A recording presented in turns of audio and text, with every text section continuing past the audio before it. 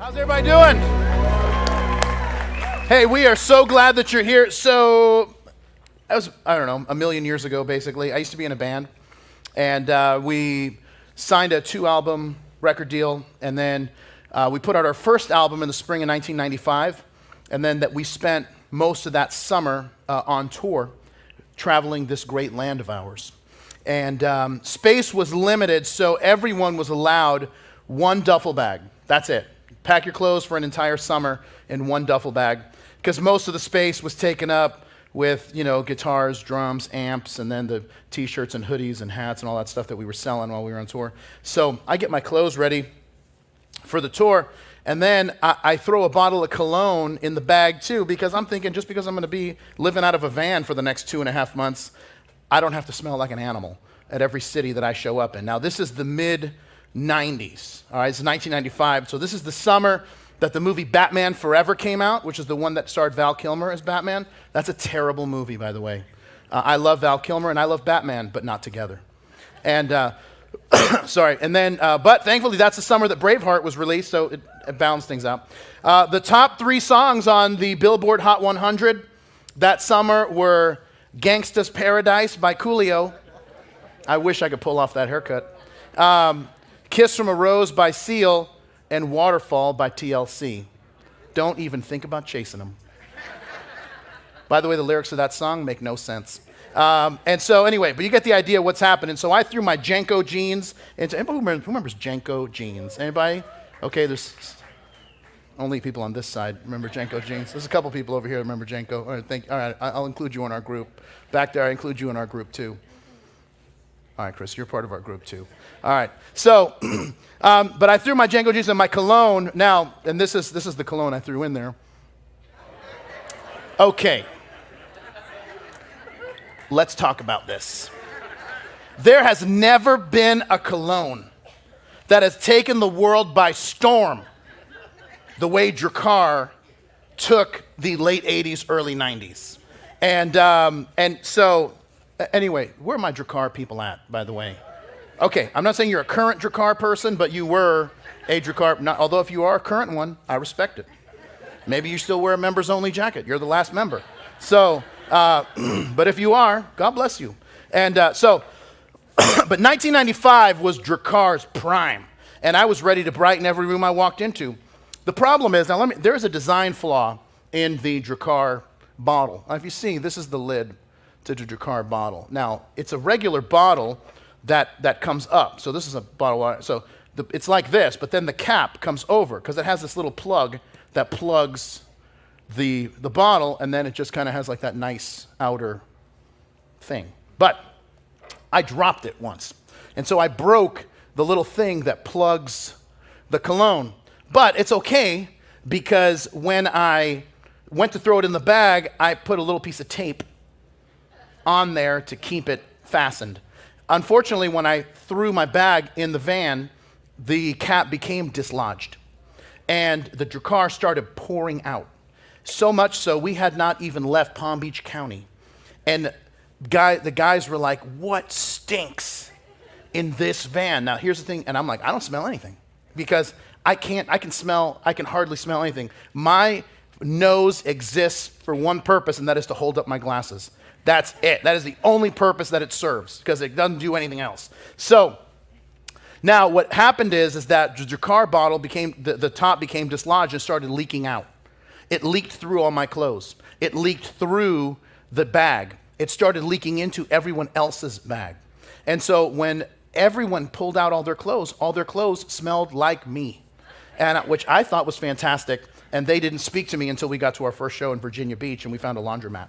And now, I tell you all that because if you've been in conflict, you know conflict stinks. And conflict has this way of kind of seeping into our lives and spicing things up in negative ways. But the reality is that conflict is a part of life. Even if you're a person who doesn't like conflict and you run from conflict, if you want to be a mature believer or you just want to be a mature human, you're going to have to learn how to deal with conflict. And the story that we're going to look at, there's plenty of conflict. In fact, all of chapter 12 has a bunch of conflict. And the way I wanted to do this was to do all of chapter 12 in one message and just take it in 2 hours. But anyway, they don't let me. Apparently you guys have other things going on in your life today. So I have to break it up into two. So we're going to take the whole conversation that happens in 2 sessions. But we're going to talk about conflict this time and next time. And that, Jesus and the religious leaders have been disagreeing about certain things. But Jesus has grown in popularity so much that now there's just a lot of interest. Wherever he goes, the religious leaders from that area are there to listen to him. And now they're digging in and they're finding fault with everything that he does. In fact, we're going to see Jesus heal someone, and they're going to have a problem with it. We're going to see Jesus, he's just walking and his guys eat lunch. They're going to have a problem with that. But we're going to learn a lesson in the midst of these interactions about how to deal with conflict, how to not blow our top when conflict happens, how to not lose our testimony and act unchristian when we're confronted. And that means we need to deal with conflict differently than the way the rest of the world deals with conflict, because our culture deals with conflict like this. They are out to win an argument. Christians need to be wiser than that. People who follow Jesus, here's what we need to do. We need to know that the goal is not to win the argument, the goal is to win the relationship. So let's start. We're going to start in chapter 12 of Matthew in verse 1. Here's what we read. At that time, Jesus went through the grain fields on the Sabbath, and his disciples were hungry and began to pluck heads of grain and to eat. And when the Pharisees saw it, they said to him, "Look, your disciples are doing what is not lawful to do on the Sabbath." But he said to them, "Have you not read what David did when he was hungry? He and those who were with him, how he entered the house of God and ate the showbread, which was not lawful for him to eat, nor for those who were with him, but only for the priests? Or have you not read in the law that on the Sabbath the priests in the temple profane the Sabbath and are blameless? Yet I say to you that in this place there is one greater than the temple. But if you had known what this means, I desire mercy and not sacrifice, you would not have condemned the guiltless. For the Son of Man is Lord even of the Sabbath." Now if you pause there and give me your attention. So how do we engage in conflict and do it the right way? The first is this, if you're a note taker, and that is understand the goal of the conflict. Now, it can't be understated, and for us to have this conversation, I got to give you a little bit of a foundation on this. It cannot be understated how important the Sabbath was and continues to be in Jewish life. The Sabbath is at the heart of Judaism. The Jews, let me just say this. When the Emperor Hadrian, around the year 120, dispelled the Jewish people from Israel, and he was so upset with them, he made it illegal for 2 Jews to talk in public. And we'll talk about this more when we get to chapters 24 and 25. But he even renamed Israel Aelia Capitolina. And so, which was to make it the capital of the god Jupiter. And so he was so upset, and then the Jews were scattered in what's called the diaspora throughout the entire known world at that time. The Jews went 19 centuries without a homeland and still were able to maintain their national identity.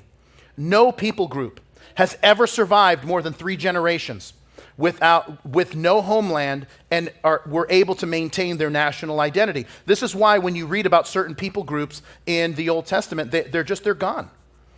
Because they got dispelled from their land, and eventually they started intermarrying with other people, and then their national identity was lost. This is why you've never met a Hittite, you've never met an Ammonite, you've never met an Amalekite, you've never met an Uptite. Well, those guys are still around. You can run into those guys.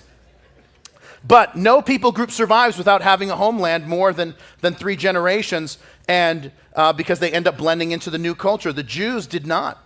And they maintained their national identity, and in 1948, when they became a nation again, people began to flock back to Israel.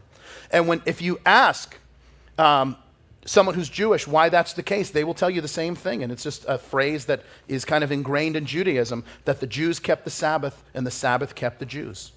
So the question is, what are the disciples of Jesus in violation of? So the Pharisees, these religious leaders that were probably the strictest of the sects of Judaism, they were saying they're in violation of the Sabbath because they were doing something that was allowed in the law of Moses. There was a law in the Torah that any person could walk through any field and just grab some of the grapes or grab some of the grain for free. In fact, there's a passage where we're told that God tells landowners that they can't, when they can't harvest everything. They have to leave some. They have to leave some grain, grapes. They have to leave some for the poor. And so then those who were poor would be able to go onto their neighboring land and be able to eat some of it. And once again, some of this was to give the poor the dignity of working, so that they weren't just handed whatever they needed. Instead, they were able to work for it because there's dignity in work. So, but the other thing is this, is that the poor could go onto a field and grab what they needed, but they couldn't back up a truck. They couldn't bring a big container. They couldn't bring tools to, no, it was just whatever you needed, you could take. In fact, you'll see it on the screen here in Deuteronomy. He says, when you come into your neighbor's vineyard, you may eat your fill of grapes at your pleasure, but you shall not put it in any container. When you come into your neighbor's standing grain, you may pluck the heads with your hand, but you shall not use a sickle on your neighbor's standing grain. So he made this command as a provision for the poor, and it gave those who were owners an understanding that there were those with needs around them. And so if this is the case and there's a provision for that, that's what these guys are doing. Jesus and the disciples are walking through. They're walking through the field. They see some grain. They're grabbing it, and then the religious leaders are saying, you're in violation. Well, why is that? Because this is happening on the Sabbath. And there is an oral tradition that said this was a sin. Now, this wasn't in the Bible, but they had created their own interpretations that they had placed at the same level as Scripture. Now, what the Pharisees were saying was that the disciples were guilty of breaking 4 laws on the Sabbath, that they were guilty of reaping, that is, they were plucking the grain. They were guilty of threshing, that is, that they were rolling it in their hands, and when you rolled it, it took the grain out of the outer shell, which is called the chaff. Then they were guilty of winnowing, because when they went and blew away the chaff and all those left with grain, that was considered winnowing, and then, of course, when it was done and they ate it, they were guilty of preparing a meal. What I love about Jesus is that instead of arguing the validity of the oral law, Jesus goes to the Bible, which he knew they would be in agreement with, and he gives them 3 points for them to consider. First, he quotes from 1 Samuel 21, and he says, remember when David went and got the showbread? In 1 Samuel 21, David is on the run from King Saul. He's hungry. He gets to the tabernacle at the time, and the priest gives David the showbread. Now, the showbread, there were 12 loaves that were baked every week, and it was to picture the 12 tribes of Israel. Every week, it was replaced, and then the priest would eat the bread, the older bread, and then the fresh bread was there. And so, but the priest, because David was in need, let David eat it. And there's a parallel to note here that's important. David was the rightful king of Israel, but someone else was ruling, and once again, trying to kill him. Had David been king, as was supposed to happen, eating the holy bread would have been unnecessary. In the same way, Jesus is the rightful king of Israel, but the religious leaders would not receive him.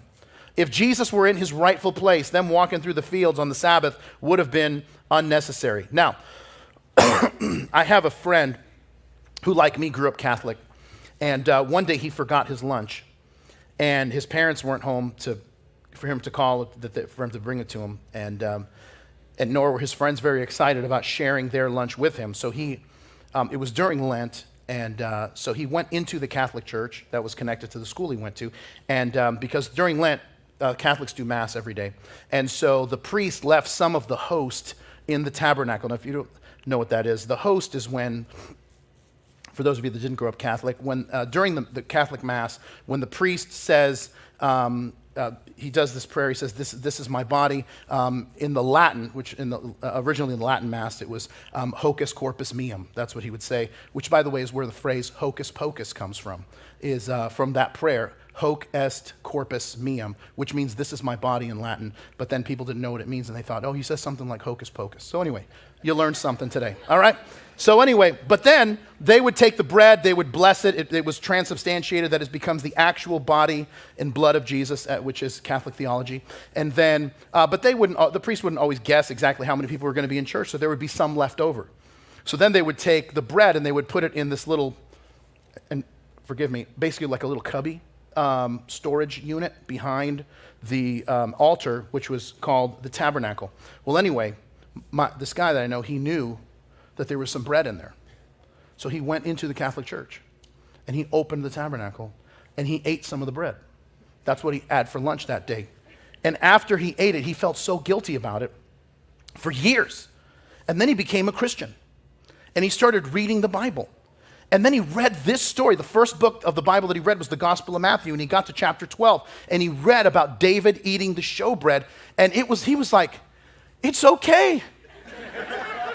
David did it too, and Jesus was cool with it, and it set him free.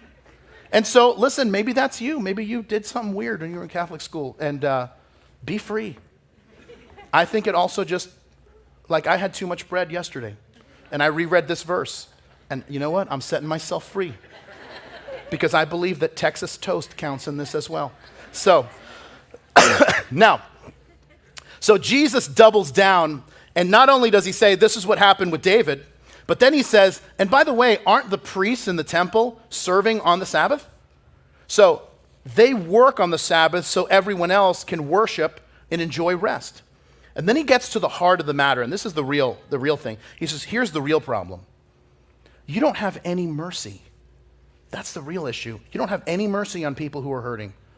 It's not like they were trying to break the law, but people were hurting and they just didn't care about the pain that others were experiencing. And listen, whenever there's conflict, you're never going to get anywhere. And listen, this is so true, especially in marriage, but it's true in any relationship. You're never going to get anywhere if both of you are obsessed about being right. But there has to be a decision on both sides to say we love each other, we care about each other more than we care about being right, and we want to fix this. Because if there's no mercy, there can't be any relationship. And if anyone understands mercy, it should be us. And I shared this story a few months ago, so forgive me for repeating it if you were here. If you weren't here, I just came up with this right now. When I was 9, I was living in Somerville, Massachusetts, and my mom and my stepdad and I in this apartment.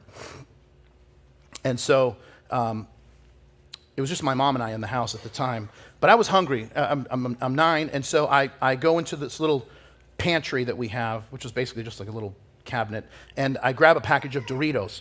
And it wasn't full, but I mean, there was some Doritos in there. And so, but I didn't really want to eat the Doritos. I just wanted the cheesy flavor. So I started licking the Doritos and licking all the cheese off, and then I didn't know what to do with what was left, so I just put them back in the bag. And by the way, people don't realize this, but when you take all the cheese off of a Dorito, you have created a different snack. It is a Tostito, albeit a moist Tostito. But anyway, so what happens is that I put it back in the bag, and I finish them, and then I just roll it back up, and I put a clothespin on it, because that's what chip clips were back when back in the olden times, when we were just inventing electricity. It was a clothespin, and so anyway, I put it back, and then I went about my business, and about an hour later, I heard my mom scream, and I was like, wow, what's that all about? And then she walked into my room, and she had the Doritos in one hand and a belt in the other, and that's when things got ugly. And but I'll tell you what, when I regained consciousness, I never did that again. And now let's fast forward 28 years. I grab a bag of Doritos out of our pantry, and I grab a chip and I take a bite, and they're all wet. And my then 3-year-old daughter, Mia, has decided, she got this idea to lick all the cheese off of the Doritos and put them in the bag. This is why I am convinced there are some things that just get passed through DNA. I mean, there's like, if there's like just like a way you turn your head and then your kids do that, like that's DNA. If there's like, oh, look, similar hairline, that's DNA, or no hairline, whatever. I'm telling you, that's why. And I only know 2 people on this planet who have done the Dorito thing. It's me and my daughter. That's it. And that's why I'm saying this is all genetic. And so anyway, so she had licked all the Doritos off the cheese off the Doritos and put them back in the bag. And I called her over, and I'm like, hey, let's talk about the Doritos. And what happened? Then she tells me, she's like, I just wanted the cheese from the Doritos. And I didn't really want to chew the Doritos. I didn't want something crunchy. But I just wanted the cheese, so I just licked the Doritos. But then I thought, someone else might want some later. And I just thought that was the funniest thing. I couldn't stop laughing. And then I'm like, okay, so if you're going to do that, you got to just toss the Doritos because it's over. Like nobody's coming back to have like moist saliva Doritos. Like nobody's going to have that. And then, but here's the thing. I knew what it was like to be guilty of the same thing. And forgiving her, listen, brought me so much joy because it's what I wanted for myself and didn't get. This is why I say that if we are Christians, that we are sinners. We all recognize that we're sinners, but we have been shown great mercy. So if anyone understands mercy, it should be us. These religious leaders had no mercy because they did not see themselves as recipients of mercy. They saw themselves as they have earned God's favor by keeping the law down to the letter, and they were missing the point completely. And this is what happens when there's conflict and we lose a relationship over the sake of being right. We end up losing all the things that matter. So, what happens next? Look at verse 9. It's a similar story. Now, when they departed from there, he went into their synagogue. Now, this is these religious leaders that were out in the field. And by the way, what are they doing out in the field? Looking to see what Jesus' guys are doing so that they can find fault. Then Jesus and the disciples walk into the synagogue like, oh, that happens to be our synagogue where we're leaders. Okay, so that's that. He says, and behold, there was a man who had a withered hand. And they asked him, saying, they're asking Jesus, is it lawful to heal on the Sabbath, that they might accuse him? And then he said to them, what man is there among you who has one sheep, and if it falls into a pit on the Sabbath, will not lay hold of it and lift it out?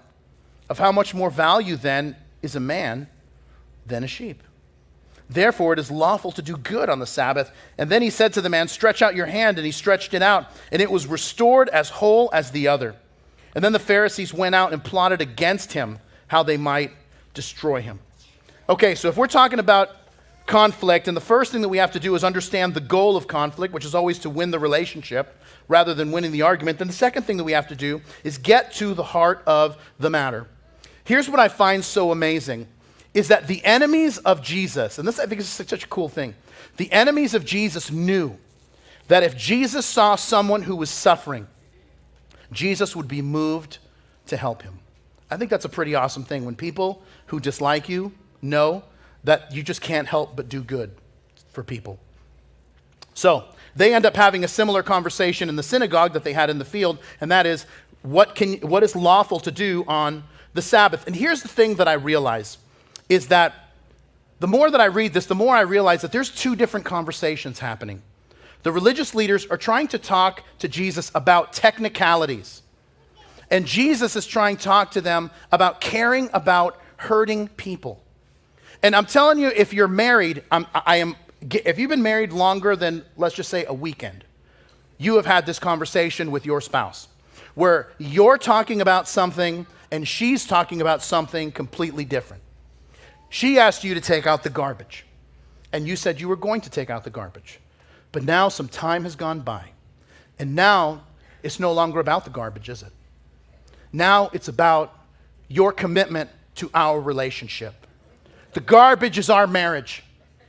And you will not tend to the garbage the same way you will not tend to our marriage. And then, you know what he's saying? He's saying, but the garbage doesn't go out until tomorrow, and so I have time. And now he's talking about calendars and scheduling, and she's trying to get to the core of our relationship. Apparently you guys have never had this conversation before. I can assure you, you have, just on a different topic. And but this is the heart of the matter. The Pharisees, these leaders, they just don't care about this hurting man. All they see is that he is a prop in their battle with Jesus about who's right. Now, back to the oral traditions. The oral tradition said you could only give medicine on the Sabbath if it was life or death. Anything else should be handled the next day. This is how the Pharisees got to that there should be no healing on the Sabbath.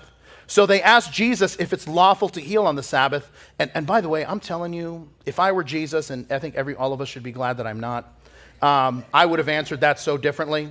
when they're like, hey, is it lawful to heal on the Sabbath? I'd be like, what day do you normally heal on?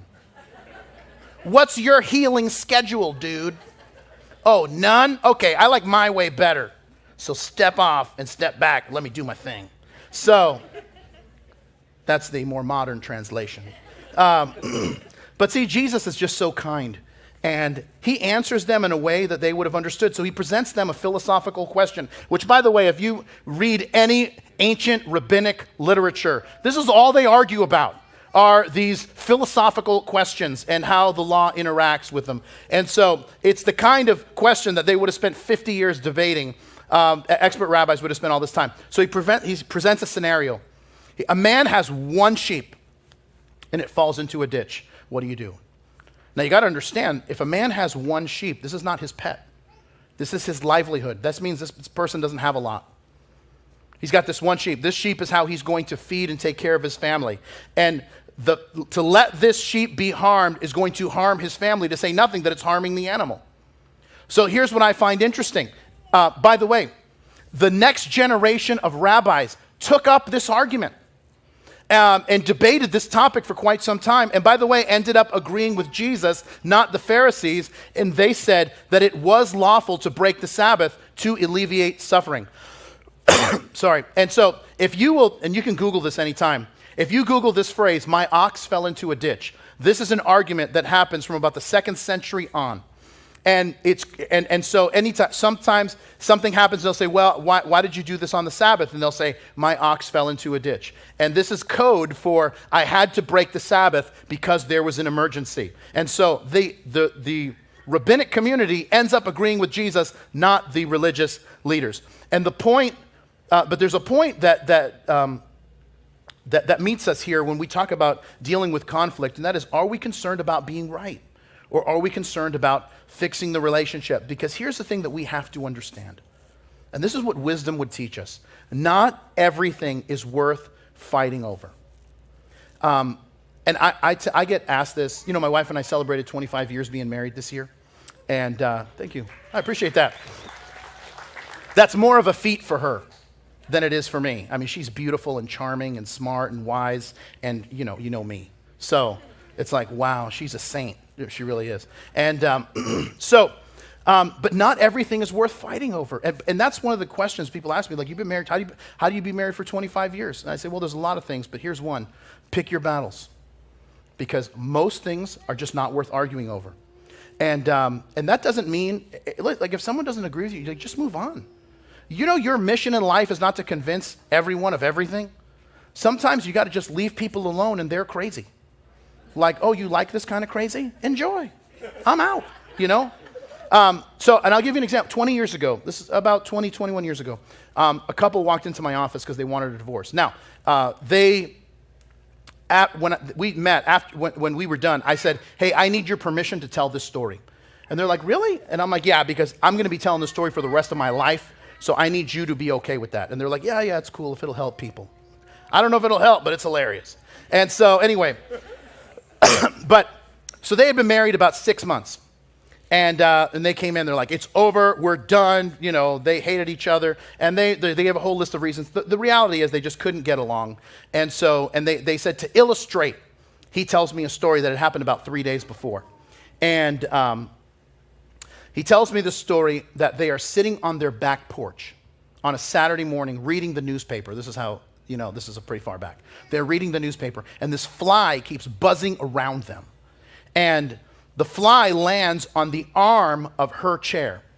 So he rolls up the newspaper to kill the fly. Now, if I can pause for a minute. There is a certain strategy that works if you're going to kill a fly. The thing that you have to know about flies is that when flies are going to move, they lift off, and then they go back a little bit before they take off. So you always have to come from the rears if you're going to take out a fly, because they cannot go anywhere without going back, which is why you have to attack from that angle. What I like to do, and this is just an advanced strategy, I like to hit them with some Windex so that they're a little disoriented, and then I hit them with the death blow. So anyway, and that has nothing to do with the message. That's just free. All right? You just take that and be blessed. So anyway, so the guy rolls up the newspaper. she sees the fly and just shoos it away. And apparently that's the one thing you don't do with that dude, because he lost his mind. And he's like, don't you see what I'm trying to do? I'm trying to kill the fly. Why would you do that? Why do you kill all of my dreams? And it's like, oh, that escalated quickly. From killing the fly to now you are the killer of my dreams. And I'm just like, what else happened? I'm like, this is better than TV. They're like living La Vida Loca over here. And so anyway, which was before that song came out, but anyway.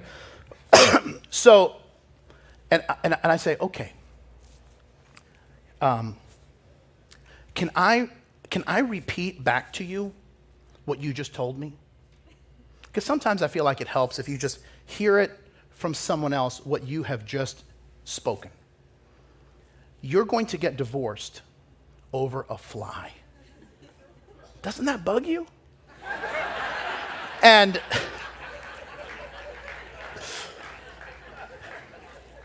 you know what? You guys just went up a notch. This just tells me that when it comes to humor, you guys have a refined palate. So, yes. Okay. So, anyway, and they laughed, and listen, by the way, all these years later, they're doing great. And they hired pest control, and that's what helped it. So, anyway, the problem is, this is a lot of times, listen, so many couples, they just don't know which battles to fight. You will be so much happier if you just let the dumb stuff go. And listen, and we all know, we all know people like this, that they have family members that they haven't spoken to in years, and they don't remember what the original fight was about. Like, do you understand how crazy that is? That it's like, oh man, you don't talk to them? Oh no, they're the worst. What happened? I don't remember. Maybe that's an important thing, you know? Okay. So, but listen, if you want relationships to change, there are things that need to change internally by way of wisdom, to where we know what's worth fighting about and what is just doesn't matter. And by the way, when I say you got to let stuff go, it doesn't mean that you never answer someone if they say something to you, or you let yourself be walked all over. No, and we've talked about this many times. People can't talk to you however they want. Some people need to be taught how to be respectful. But you've got to let the dumb stuff go, because sometimes it's not worth the energy to explain crazy things to insane people. You just got to realize, like, oh, you're nuts. I'm out. You know what I mean? You just got to realize that. And you got to be wise enough. Here's the thing. Sometimes there's really good people who are going through a tough time, and they just ended up emotionally vomiting on the first person that they saw. And sometimes that's us. And then sometimes there's people that are just totally toxic. And the way that you know the difference between the two, even if they say the same thing, is that the person who's like, hey, they're really good, they're just going through a tough time, that what they said is the exception rather than the rule. And that's how you know. And there's always two questions I like to ask when someone's argumentative.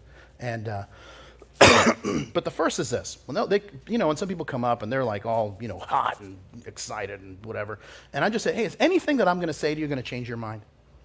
No, because I'm right. Like, okay, then why are we even having this conversation? Like, if you just dislike me, that's fine, but I don't even need to be here. You can dislike me by yourself. And that's actually my preference. And so, and then the second question that I ask, and I think this is the more important one, is how is that working out for you? They don't like that one. Like, you shouldn't do it that way. You should do it this way. Okay, how's that working out for you? Terrible. Like, well, why do I want to subscribe to that? If you're the poster child for what you're doing, I'm out. Like, I'm not. But the thing, argumentative people are generally miserable and unhappy. And this is why, whenever I say, how is that worldview, teaching, idea, philosophy working out? They usually get upset because we've called their bluff. Because they aren't happy, and the only thing that brings them any joy is finding people that are as miserable as they are. And I'm just not signing up for that. So, if we have to understand the goal of conflict, and the second thing is we've got to get to the heart of the matter. Look at what happens at the end. when Matthew looks on at everything that Jesus is doing, he says something so powerful. Look at verse 15. But when Jesus knew it, that is that and from verse 14, they were plotting against him, he withdrew from there. And great multitudes followed him, and he healed them all. And he warned them not to make him known, that it might be fulfilled which was spoken by Isaiah the prophet, saying, Behold, my servant whom I have chosen, my beloved in whom my soul is well pleased. I will put my spirit upon him, and he will declare justice to the Gentiles. He will not quarrel or cry out, nor will anyone hear his voice in the streets. A bruised reed he will not break, and smoking flax he will not quench, till he sends forth justice to victory, and in his name Gentiles will trust. Now, if you pause there and give me your attention, last thing I want to share with you when it comes to engaging conflict, and that is don't give up on people. There's one final thing that's so subtle, sometimes we can just read over it and miss it, but it's huge when it comes to conflict. Matthew looks on at everything that Jesus is doing in this area of Galilee, and he says, this is exactly what the prophets were talking about. And he quotes from Isaiah 42, verses 1 through 4, that was talking about the Messiah, that the Messiah is not going to be shouting his own name from the rooftops until the right time, and we'll see that when we get to chapter 21. But then he gives this description that we can miss if we aren't careful. And he says this in verse 20. He says, a bruised reed he will not break, and a smoking flax he will not quench. Now, let me explain that. A reed was, in that culture, was used for many purposes, but one of the purposes, shepherds would take a reed and they would poke holes into it, and they would turn it into a flute type of musical instrument. And they would use it to play this soft music to calm sheep down when they were fearful or agitated or something else. But if one of those reeds was bruised or bent, it would serve no purpose, and it would just get thrown out. In the same way, when a lamp was burned down to the very end of its wick, it would just start smoking and smoldering without producing any light, which is what the whole point of having a lamp is. But it was useless. So just like the bruised reed, the smoking flax would get thrown out as well. And here's what that means. And this is what Matthew is looking on at Jesus and saying, this is exactly what Isaiah said the Messiah would do. The people that the world would normally give up on, he doesn't give up on. He transforms them into something wonderful. The Apostle Paul, when he writes 1 Corinthians, he picks up on this idea. Now, let me give you a little bit of background. In the book of Acts, which is what happened what happened after the resurrection of Jesus in the early church, if you read the book of Acts, it'll tell you everything that happened for the first couple of decades of the early church. In Acts chapter 17, Paul is in Greece and he goes to Athens. And he goes to this place that's called the Areopagus. The Areopagus is the place where the philosophers would debate new ideas. So he shows up, he sees an altar to all the gods, and then he sees one to the unknown God. And he says, hey, this unknown God is the one I want to preach to you. And he preaches about Jesus and the resurrection. And the people, a couple people believe, but most of them are like, yeah, whatever. And then he leaves, and he goes, the next place he goes to is Corinth in Acts 18. And he just goes into the synagogue and just simply preaches the gospel. And the entire city is transformed by the gospel. Later on, a few years later, Paul writes a letter to the Corinthians, 1 Corinthians, which we studied last year, if you're interested, and we spent about 6 months. But here's what he says. He says, brothers and sisters, think of what you were when you were called. Not many of you were wise by human standards. Not many were influential. Not many were of noble birth. But God chose the foolish things of the world to shame the wise. God chose the weak things of the world to shame the strong.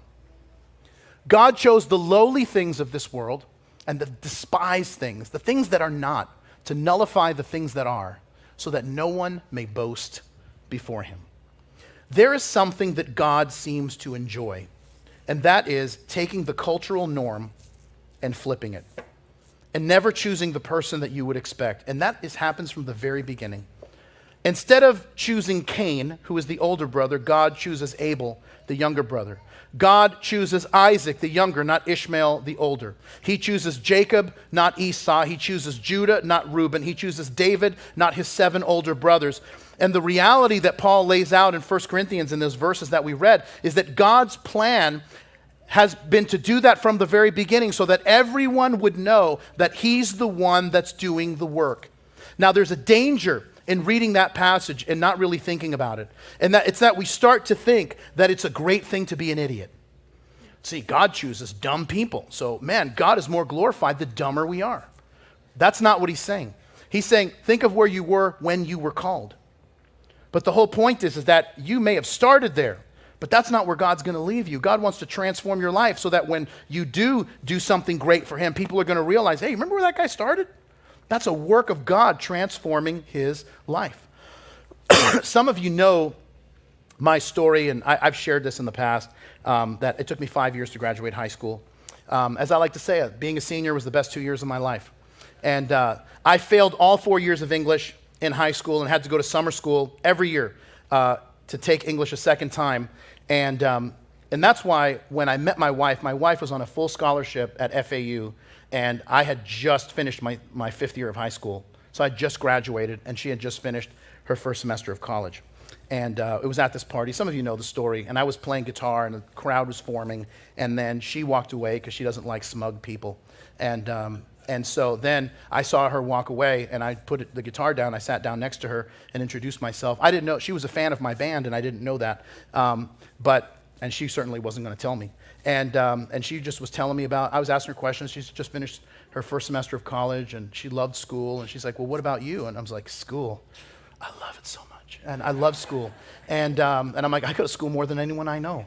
I go to school during the year, over the summer, sometimes even at night. And so, which my kids say, you know, your whole relationship with our mom was a lie. It's all built on a lie. And because you lied to her because you really thought she was really pretty. And I'm like, well, it wasn't a lie. It was a prophecy. Because I peaked in college. I mean, I graduated with just under a 4.0 GPA when I got my theology degree. And I'm almost halfway through a master's degree in theology. And thank you, whoever did that. Well, I appreciate that. I would encourage you to clap when I'm done, because I could, drop out and be a loser, but which I'm not going to. But anyway, and then when I'm done, I will be the master pastor, and that's really the point. That's why I want to get a master's degree, so that I'm not just a pastor, but I'm master pastor. And if I get a PhD, I will be Dr. Master Pastor Esquire. Anyway, so I did terrible in school, and once again, and it created problems, even when I was writing papers and stuff. So I remember about 15 years ago, I was going to write my first book, and I just felt so called to do it, and it was a mess. And I remember talking to a publisher, and they're like, Bob, we really like you. We love the concept. We love Calvary. We love the work that you do with pastors, but here's what we're going to encourage you to do. We're going to encourage you to read these 3 books and then present something to us again. All 3 books were on the subject of how to write. I read a book, and because I was a grammatical disaster, I had to read a book on grammar, because apparently I had not mastered the English language. And one of the books I read was called, I still have it, it's called The Glamour of Grammar. I hate nothing more than grammatical puns.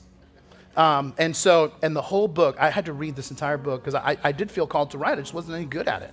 And so The Glamour of Grammar has a chapter dedicated to the proper use of a semicolon. By the way, if you're having trouble sleeping at night, let me just encourage you. Pick up a copy of The Glamour of Grammar. And you'll be out before, they talk about a question mark, But they had a whole chapter on the proper use of a semicolon. I'd never used a semicolon in my life. In high school, I thought a semicolon was just a comma that wouldn't commit to its true calling. Now, fast forward, and I've written 7 books. And that little book, Begin, that we give out when people come to know Jesus, is in its 6th printing. We tried to buy more at the church, and they're like, yeah, we're out of stock for a couple months because we sold out again. And it's just, and I get messages from people all over the world that come to know Jesus, and someone who loves them gives them a copy of Begin. And they're just like, hey, thank you so much. I connected with your story, and I learned so much. I know what steps to take in my walk with God. And here's the point. Just because you were foolish when God called you doesn't mean that's the place where God wants to keep you. God wants to transform you and do something great in your life so that when people look on, they say, oh, wow, look what God did with them I believe God could do that with me. That's why, listen, the Apostle Paul was the most educated out of any of the other apostles. He was a voracious reader. He understood culture, and he was he had the best teachers. He was so zealous for the Old Testament law that he persecuted and imprisoned Christians until he had an experience with Jesus that changed his life, and he became exactly the thing that he was talking about. The guy who was most likely not to convert to Christianity became the spokesperson for Christianity. Because what the gospel does is that it flips the script. Because God calls unlikely people to do amazing things. And he challenges us to become more that we are so that we can serve him to a greater capacity. And when it happens, God is glorified in our lives. People can look on and say, if God could do it with them, he could do it with anybody. Because all of us are bruised reeds. All of us are a smoking flax. And he comes into our lives, and you know what he does? He makes us strong in his power and a light that shines in his brightness. And listen, that should comfort us, because if you're here and your marriage is a bruised reed right now, there's hope that it won't always be that way if we'll embrace him and trust him and walk with him. And maybe it's that way with your career or with your kids or with your future. It's a smoking flax, the future's a bit smoky. Then embrace him. And the smoke will begin to clear, and he's going to give you light and vision for the future. But here's one thing he won't do, is give up on you. Because he's with you. And he's never going to leave you. And he's never going to forsake you. Because he loves you. Let's pray together. Lord, thank you. Thank you for that promise that you're never going to leave us. You're never going to forsake us. You're with us. And you want to transform us. God, we're a bunch of bruised reeds. We're a bunch of smoking flaxes. And our prayer is that you would take whatever we are and transform us so that we can do greater things for you and that you might be glorified and that this world would be transformed. And we pray it in Jesus' name, and everybody said, amen. Amen. Thank you for joining us today. If you made a decision to follow Jesus and begin a relationship with him, congratulations. It's the best decision you're ever going to make. You may be wondering, so what happens now? Where do I go from here? Just text BEGIN to 62488 and we'll be able to send you this free gift. It's a book called Begin, written by Pastor Bob, and it's going to help you take those first steps on your new journey of faith. So remember, to stay up to date with everything happening at Calvary, follow @MyCalvary on Instagram and Facebook. Until next week, we love you. We're praying for you. God bless you.